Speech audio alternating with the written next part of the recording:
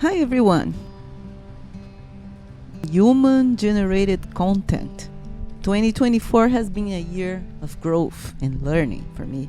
I started this channel with the goal of sharing insights from my journey as I pursue a bachelor's degree in philosophy. Returning to this student life, especially in my 50s, has been an incredible adventure. However, I must admit that I've been disappointed with my ability to post videos as regularly as I had planned, but I'm determined to do better moving forward. I'm kicking off a new series where I'll read some of the articles I've written over the past year, and I'm gonna use this as a way to get back on track. Through this series, I hope to share not just the knowledge I've gained, but also the reflections and ideas that this journey has inspired. In addition, I'm curating a selection of philosophy texts that we can read and explore together. And I'm super excited about this because I think it's something that is going to help so many people that have no time, no patience, and to read the philosophy text and take the best understanding of it. So we can do this together. It's going to be great. For now, let's take a walk while I read some of my writings. If you would like to support me on this journey, just follow, like, all these regular things and comment below. I'd love to hear from you.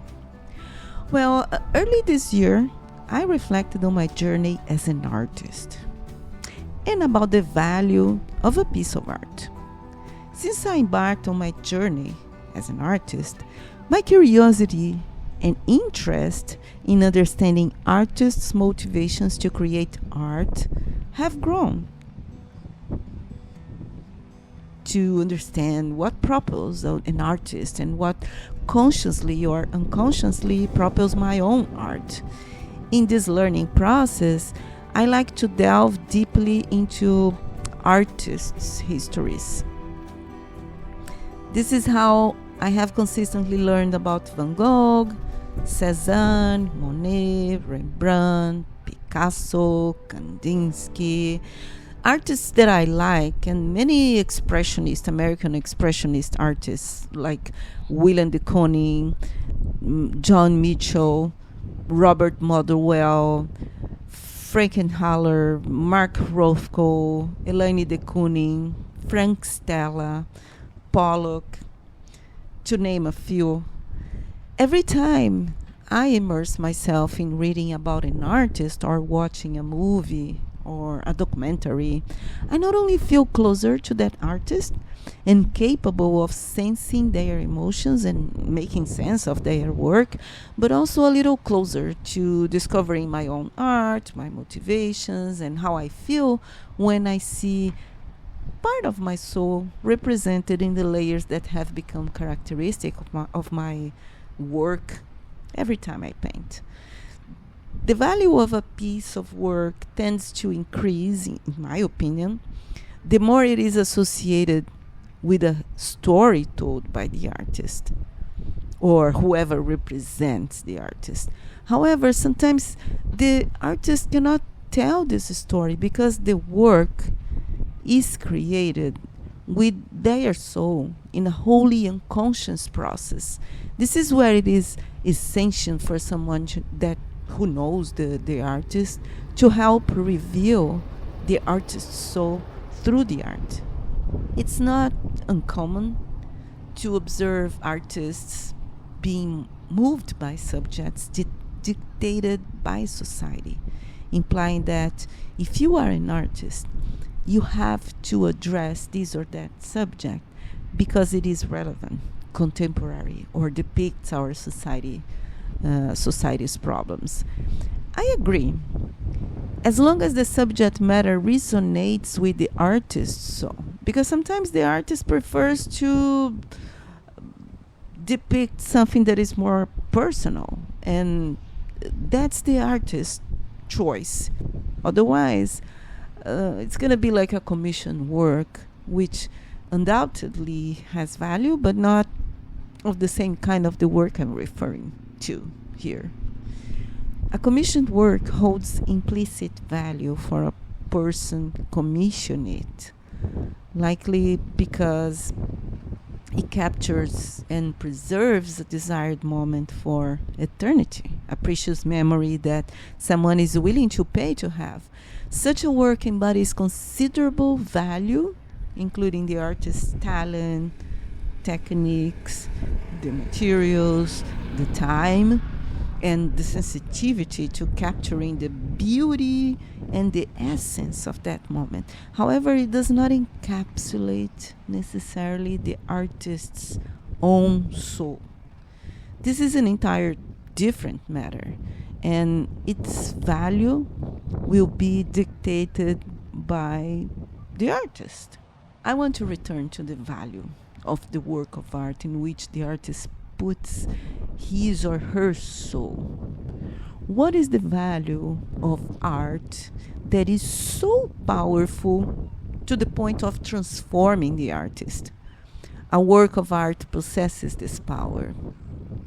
In an interview about an ethics of pleasure, Michel Foucault asked, why should a painter work if he is not transformed by his own painting? When art transforms the artist, infusing their soul into the work, does the art simultaneously create the conditions for the viewer's transformation? Regardless of the artist's intent, a work of art will always receive multiple interpretations, shaped by the viewer's feelings, experiences, and the word's context in which this encounter occurs. As Umberto Eco writes in his book, The Open Work, the phenomenon of work in motion in the present cultural situation is not absolutely limited to the musical field, but offers interesting manifestations in the field of the plastic arts, where we find today artistic objects that carry within themselves as a constitutive property, a mobility, a capacity to reproduce themselves kaleidoscopically before the eyes of the perceiver as eternally new. Eco's suggestion that a work of art is not a static object, but a dynamic process that unfolds in the encounter between the viewer and the work. In this way, art becomes a catalyst for transformation, both for the artist and for the viewer. What does this mean for the nature of art? If art is not simply a product to be consumed, but a transformation process, we must rethink our relationship to art. We must become more active participants in the artistic experience, open to being transformed by the art we encounter. Art can be a powerful force for change, both in the individual and society. It can help us to see the world in new ways, challenge our assumptions, and connect with our deepest emotions.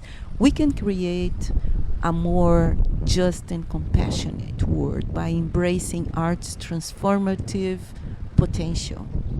When art is imbued with the artist's soul, it can profoundly impact the viewer, sparking a transformation in both the artist and the audience. This is what I consider a masterpiece. Masterpieces, by definition, are works of art that have transcended their time and place to resonate with people on a deep level.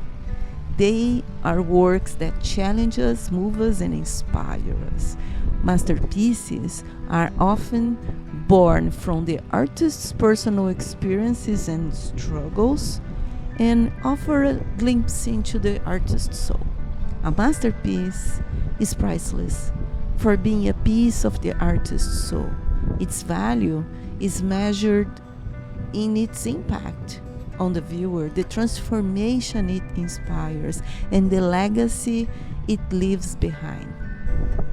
I'm Betty Monteiro, and this is Camadas, layers of philosophy, art, and reflections on what it takes to create a happier life. And this is a human-generated content.